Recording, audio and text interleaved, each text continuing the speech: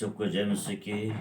प्रभु का धन्यवाद हो कि मैं फिर से आपके बीच में प्रभु ने जो वचनों को दिया है, मन में डाला है, मैं आपके बीच में उन वचनों को रखूं। प्रभु सामर्थ्य है और हम सबकी मन की बातों को जानते हैं। मेरे प्रिय, जो वचन आज प्रभु मुझे दिया है,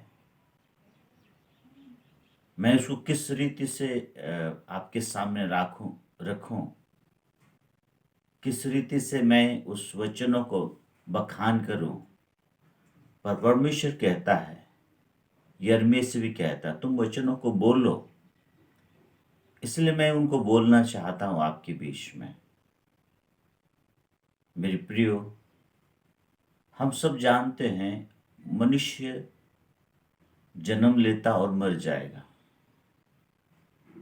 और ये अवस्था होता है बाल्यावस्था, युवावस्था, वृद्धावस्था।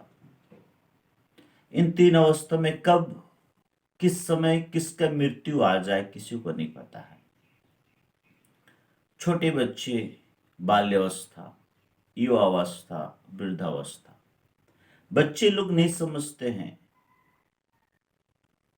जवान समझते हैं, बुजुर्ग भी समझते हैं। ये तीनों अवस्थाओं में मृत्यु आती है, मरना होता है। लेकिन जो मृत्यु इस समय आता है, मेरे प्रियो, जो मृत्यु इस समय आता है, इन तीन अवस्थाओं में कोई समय में, उस समय में आपका जीवन कैसा होता है प्रभु में। यदि आप बच्चे हैं, यदि आपके बच्चे हैं, उनका मृत्यु आ जाता है। यदि आप जवान हैं, युवा हैं, तो आपकी मृत्यु आ जाती है। यदि आप बुजुर्ग हैं, आपकी मृत्यु आ जाती है। ये जो अवस्था है, समझदारी इसमें जब युवा होते हैं, आप में समझदारी आ जाता है। बुजुर्ग वो ज्यादा समझदार होते हैं। पर ये जो दो अवस्थाएं होती है मेरी प्रियो, जवानी और बुढ़ापे, इनके बीच में आप जब मरने पर हैं, बाइबल का वचन को स्मरण कीजिए। उसमें लिखा हुआ, सारे प्राण से परमेश्वर से प्रेम करो। तो वो जो जवानी की अवस्था में या फिर आप बुजुर्ग की अवस्था में जब मृत्यु आती है, उस समय आपका प्रभु के साथ अटैचमेंट कैसा है? आप प्रभु के साथ आपका अटैचमेंट कैसा है और आपका जीवन उस समय कैसा होता है? क्योंकि परमेश्वर जीवितों का परमेश्वर है, मुर्दों का नहीं। और जहां तक बच्चों को हम लोग देखते हैं, उनको तो समझदारी नहीं होती है, उनका समझदारी नहीं होती है। आज बाइबल का वचन के द्वारा हम इन चीजों को देखेंगे। मैं आपके बीच में लूका रचित सुसमाचार उसका 16 का 9 से जो बात 19 से जो बातें हैं, उनको आपके बीच में रखना चाहता हूं। इसमें दो व्यक्ति मरते हैं, एक बहुत धनवान और एक बहुत निर्धन। धनवान व्यक्ति जब मरता है तो सीधा अधोलोक में चला जाता है, जहां तकलीफ होता है। और निर्धन जब मरता है तो सीधा चला जाता है अब्राहम के गोद में। दोनों अधोलोक में, और दोनों के बीच में एक बड़ी बात है कि गड्ढा है, बहुत बड़ा गड्ढा है। और अब्राहम और लाजर एक तरफ में है, और एक तरफ में वो धनवान व्यक्ति है। और जहां धनवान व्यक्ति है वहां पर बहुत तकलीफ है, वहां ताड़ना है, वहां पर प्यास उसको लगता है, लेकिन उसको जल नहीं मिलता है। और जैसे बाइबल का वचन लिखता है कि कीड़े मरते नहीं हैं, आग बुझता नहीं है। और दूसरा तरफ यहां पर अब्राहम और वो जो लाजर है वो शांति से है। तो इन दोनों के बीच में लाजर और इनके बीच में एक बहुत बड़ा गड्ढा है, कोई इस तरफ नहीं हो सकता, ये उस तरफ नहीं। ये उस समय की बातें हैं जब वो लोग दोनों मर जाते हैं, जवान में बुढ़ापा में। इसमें नहीं लिखा हुआ कि जवान में मरे या बुढ़ापा में मर गए, लेकिन दोनों के विषय में लिखा हुआ मर जाते हैं। मेरे प्रियो, ये दोनों मर गए, ये तो समझदार है दोनों। दो बातें यहां पर लिखती है, बाइबल में लिखा हुआ है कि व्यवस्था की पुस्तक संसार में जब थी, धनवान व्यक्ति ने व्यवस्था की पुस्तक को अहमियत नहीं दिया। उस व्यक्ति ने बाइबल को महत्व नहीं दिया, जीवन का पुस्तक उसने महत्व नहीं दिया। लेकिन जो लाजर था वो तो निर्धन था, उसके पास कुछ भी नहीं था, वो तो बीमार से भरा हुआ था, फोड़ाफुन से उसके जो शरीर में थे। पता नहीं वे बाइबल पढ़ा या नहीं पढ़ा, ये इसमें नहीं लिखा हुआ है, लेकिन उसका जीवन तो था पूरा कष्ट से भरा हुआ था। और एक बात यहां पर ऐसा प्रकट होता है कि वो व्यक्ति लाजर जो था, निर्धन था, वो धनवान व्यक्ति के देवड़ी पर बैठा हुआ रहता था, जो जूठन होता था उससे अपना अपना शरीर को तृप्त करता था, अपना शरीर को तृप्त करता था। यदि व्यवस्था की पुस्तक उस धनवान के पास था तो जो भूखा था उसको खाना खिलाने के लिए एक प्लेट उसको नहीं रख, उसको प्लेट खाना नहीं दे सकता था। उसका मतलब वो व्यवस्था की पुस्तक को विश्वास नहीं करता था। और आगे भी लिखता है कि उनके पास तो व्यवस्था की पुस्तक है, उसको पढ़े। तो ये दोनों मर जाते हैं, एक चला जाता है, दोनों ही अधोलोक में चले जाते हैं। लेकिन एक तरफ सुकून होता है, एक तरफ जो है दुख तकलीफ होता। मरने के बाद उसका आत्मा को शांति नहीं है। यीशु कहते पुनरुत्थान और जीवन मैं हूं। यीशु ही पहलौठा है, मुर्दों में जी उठने वाला पहला है यीशु ही। और जो यीशु पर विश्वास करते हैं, जो यीशु पर विश्वास करते हैं, यीशु जब फिर से आएंगे बादलों पर होकर अपने दूतों के संग, तो जितने मुर्दे हैं, ये दोनों जगह के मुर्दे क्या हो जाएंगे? जी उठेंगे, जी उठेंगे, दोनों जी उठेंगे। मेरे प्रियो, बाइबल बताती कि दोनों ही जी उठेंगे। तो जब हम जी उठेंगे उस समय स्वर्ग और नरक आपको जो है जाना होगा। अगर आप अच्छे काम किए तो स्वर्ग, और बुरे काम किए होंगे तो नरक। तो ये जो मरने का जो पल होता है आपका, जब आप मरने पर होते हैं, मर रहे सारे प्राण से, आखिरी समय तक यदि परमेश्वर प्रेम किए तो निश्चित है कि आप स्वर्ग में जाएंगे। आखिरी पल में तक आप प्रभु में बने हुए हैं, प्रभु के डर और भय में बने हुए हैं, तो निश्चित है आपके स्वर्ग में जाएंगे। लेकिन आखिरी समय तक में आप यदि प्रभु बने हुए नहीं हैं, आपके जीवन में बुराई और गंदगी और अशुद्धता और बुरे बुरे काम से लिप्त थे, और आप अगर मर जाते हैं तो आप चले जाएंगे नरक में। बाइबल में लिखता, आगे हम लोग वचन को देखेंगे। बहुत सारे ऐसे भाई लोग हैं, बहन लोग हैं जो प्रभु में आज सो गए हैं। बहुत सारे आज माता और पिता जो हैं प्रभु में सो गए, लेकिन सोने के पहले उनका जीवन कैसा था? सोने के पहले उनका जीवन कैसा था? मेरी प्रियो, इस सेंटेंस को आप ध्यान से सुने। सोने के पहले प्रभु में सो जाते हैं, ऐसा करके हमारे पृष्ठ लोग भी प्रार्थना करते हैं, हम लोग भी प्रार्थना करते हैं। लेकिन उस पल तक में सोने के सांस उखड़ने के पहले उनका जीवन कैसा था? उनका जीवन कैसा था? व्यभिचार में तो नहीं था, लालच का जीवन व्यतीत तो नहीं कर रहे थे, माता पिता का आदर सम्मान नहीं कर रहे थे, मूर्तियों के पीछे नहीं भाग रहे थे। कैसा था उनका जीवन, कैसा था उस समय कि प्रभु परमेश्वर पर ही भरोसा करके अपने जीवन को उन्होंने उस समय सांस को त्याग दिया था।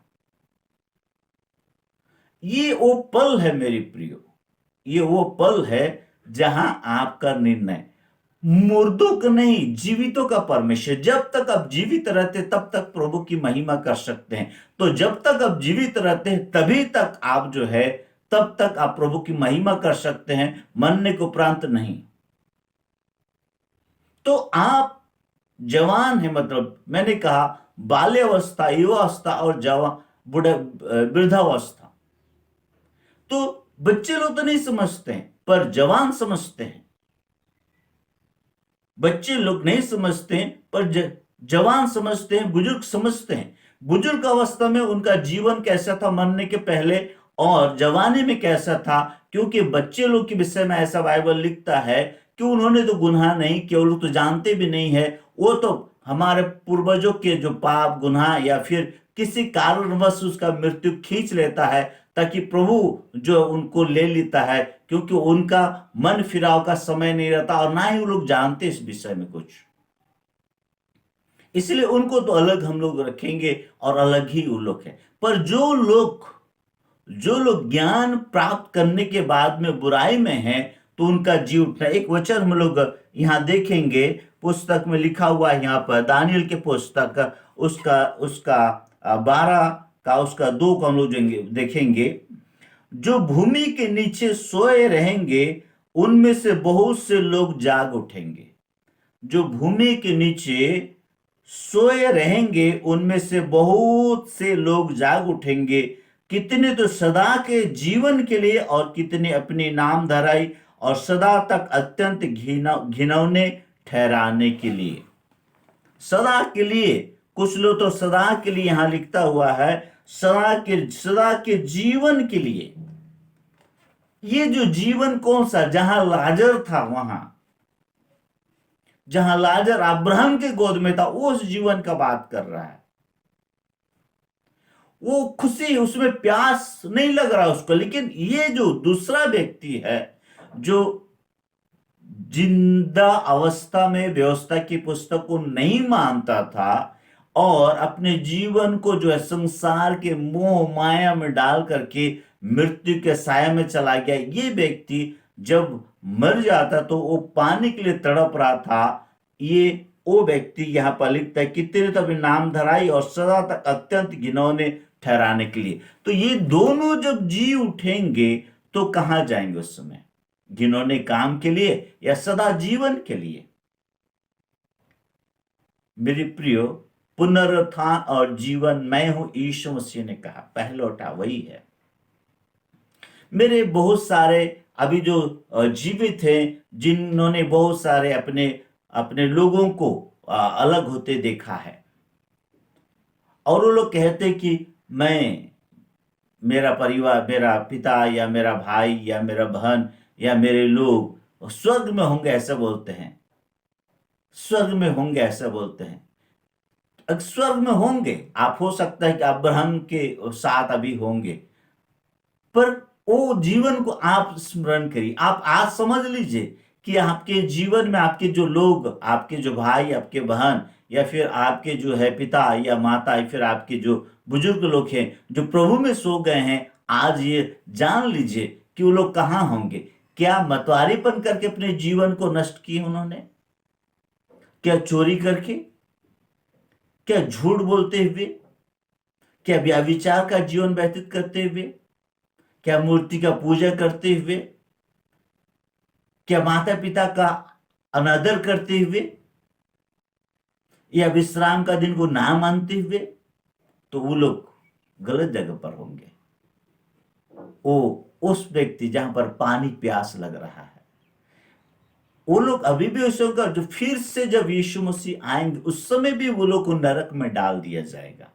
उनका आत्मा को शांति नहीं मिलेगा। इसलिए हम लोग गलत फहमी में कभी ना रहें। हम लोग गलत फहमी में ना रहें। कोई कोई व्यक्ति दोष लगाते अपने जीवन को व्यतीत करता है। कोई कोई व्यक्ति नशा पान करते हुए अपने जीवन को व्यतीत करता है, कोई व्यक्ति व्यभिचार करते हुए अपने जीवन को व्यतीत करता है, कोई व्यक्ति माता पिता को पीटते हुए, माता पिता का अनादर करते हुए अपने जीवन को व्यतीत करता है, कोई व्यक्ति जादू टोना करके अपने जीवन को व्यतीत करता है, कोई व्यक्ति गिरचे तो जाता है लेकिन परमेश्वर की महिमा नहीं बल्कि शैतान का महिमा करता है, कोई व्यक्ति घमंड करते अपने जीवन को व्यतीत करता है। ऐसा लोग कहां जाएंगे? ऐसा लोग कहां जाएंगे? एक वचन हम लोग यहां देखेंगे, यहां लिखता है मार्कुस की पुस्तक उस 7वां अध्याय को हम लोग थोड़ा सा देखेंगे। यहां पर लिखा और साफ साफ लिखा हुआ है, मृत्यु के पहले क्या ये लोग स्वर्ग जाएंगे?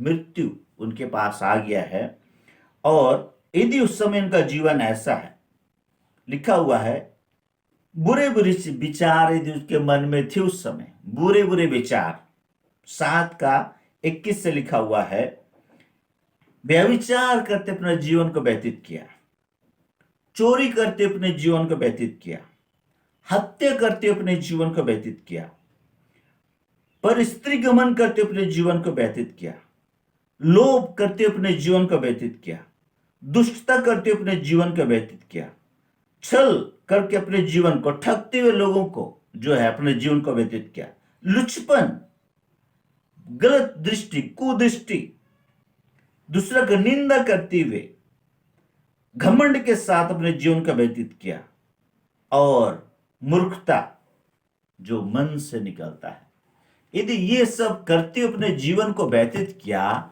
तो क्या वो व्यक्ति, आप आज जो जीवित हैं, जो इस वचन को आज सुन रहे हैं, तो क्या वो व्यक्ति आज अब्राहम के साथ होगा? अब्राहम के साथ है? या फिर वहां जहां पानी उस धनवान व्यक्ति को जो पानी का नसीब नहीं होता, उसको जल रहा है, बदन जल रहा है, कहां होगा? आप खुद इस बात को डिसीजन ले। यहां लिखा हुआ है कि कुछ लोग तो जीवन के लिए जी उठेंगे, पर कुछ लोग अनंत काल का दुष्टता, अभिशाप और हमेशा के लिए अपने बुरे कर्मों के कारण बुरे जगह पर पड़े हुए रहेंगे, जहां पर पानी नसीब नहीं होगा, कीड़े कटते रहेंगे और आग बुझेगा नहीं। यहां आगे लिखता है, अगर देखेंगे थोड़ा सा लूका कोई 16 उसका हम लोग देखेंगे 29 को, अब्राहम ने उससे कहा, उस व्यक्ति से कहता है, उनके पास तो मूसा और भविष्यवक्ता की पुस्तकें हैं, मूसा और भविष्यवक्ता की पुस्तकें हैं, वे उनकी सुने। ये बाइबल जो है, व्यवस्था की पुस्तक जो है, इस पुस्तक की बातों को सुनने के लिए कह रहे हैं अब्राहम। और कहता है वो व्यक्ति, फिर कहता नहीं पिता अब्राहम, यदि अब्राहम, हे पिता अब्राहम, पर यदि कोई मरे हुए में से उसके पास जाए तो मन फिराएंगे। वो अपने 5 भाइयों के विषय में यह कह रहा है कि उनका जीवन यहां पर ना हो बोल करके, मरने के बाद यहां वो लोग ना आए बोल करके। तब अब्राहम यहां कहते, उसने उससे कहा, जब वे मूसा और भविष्यवक्ता को नहीं सुनते तो यदि मरे हुए में से कोई जी उठे तो भी उसकी नहीं सुनेंगे। इस पुस्तक को मेरे प्रियो कोई नहीं मानते हैं, इस पुस्तक को कोई नहीं मानते। इसको केवल हम गिरजाघर ले जाना है, गिरजाघर से लाना है, पर इस पुस्तक में जो बातें लिखी हुई है, प्रभु का वचन लिखा हुआ है, हमें कैसा चलना है, कैसा रहना है, कैसा बोलना है, कैसे जीवन व्यतीत करना है, बच्चों के साथ कैसा बात करना है, बड़ों के साथ कैसा बात करना है, और हमें बुजुर्गों के साथ कैसा बात करना है, समाज के लोगों के साथ कैसा बात करना है, एक अधिकारी के साथ कैसा बात करना है, एक आपका जो सेवक उसके साथ कैसे बात करना, सारे बातों का शिक्षा ये पुस्तक आपको देती है, व्यवस्था की पुस्तक। जब आप इसको नहीं मानते हैं तो आप यकीन मानिए, आपके जो अब तक सो गए हैं आपके परिजन या जो भी, वो अब्राहम के साथ नहीं होंगे, बल्कि वो तड़प रहे होंगे और एक बूंद पानी के लिए उनके लिए जो है वो तड़प रहे होंगे उस जगह पर। कुछ लोग जी उठेंगे तो सभी, पर हमेशा के लिए आग का झील में डाल देने के लिए। इसलिए आज इस वचनों के द्वारा प्रभु ने बातचीत की, इसलिए मैं आपसे प्रार्थना करता हूं, निवेदन करता हूं कि अपने जीवन को प्रभु में लगाइए। 10 आज्ञाओं को तो आप जानते हैं। माता पिता का आदर करो, चोरी मत करो, व्यभिचार मत करो, लालच मत करो, दूसरे को चीजों को देख करके मन में लोभ उत्पन्न ना हो, विश्राम दिन को पवित्र मानिए, कोई भी चीज को गड़ी हुई चीजों की आराधना मत करिए, कोई भी काट, कोई भी प्राकृतिक चीज जो है उन चीजों को परमेश्वर ने बनाया, उनकी महिमा मत करिए। परमेश्वर आत्मा है और उसकी आराधना आत्मा और सच्चाई से करिए जो आपके अंदर में है। भले और बुरे का ज्ञान आप जानते हैं, और भला और बुरा क्या है इस बात को अच्छी तरह से जाने, बहकावे में ना आए। परमेश्वर आप सबसे चाहता है कि आप सारे लोग जो है मन फिराइए और प्रभु के चरणों तले आइए, प्रभु की महिमा हो, प्रभु की बड़ाई हो। इसलिए मेरे प्रियो, जो लोग अब प्रभु में सोने वाले हैं, या फिर हम कब हमारा बुलावा आ जाएगा हम लोग नहीं जानते हैं, इसलिए कब आएगा हम लोग नहीं जानते हैं। दिया तैयार रखिए, तेल भी तैयार रखिए, ताकि जब दूल्हा आए हम लोग चले जाएं। ऐसा ना हो कि दिया तो है पर तेल उसमें नहीं है। ऐसा ना कि खोजने चले जाइए जब प्रभु का आगमन होगा। उस समय किस समय आपका बुलाहट होगा आप भी नहीं जानते हैं, ना ही आपके परिवार के लोग जानते हैं। इसलिए प्रभु का वचन पर विश्वास कीजिए और प्रभु का वचन के अनुसार जीवन को व्यतीत कीजिए, और अपने परिवार में प्रेम और आनंद के साथ अपने जीवन को व्यतीत कीजिए। प्रभु को महिमा मिले। मैं विश्वास करता हूँ इस वचनों के द्वारा आप सबको आशीष मिलेगा। जय मसीह की। Praise the Lord.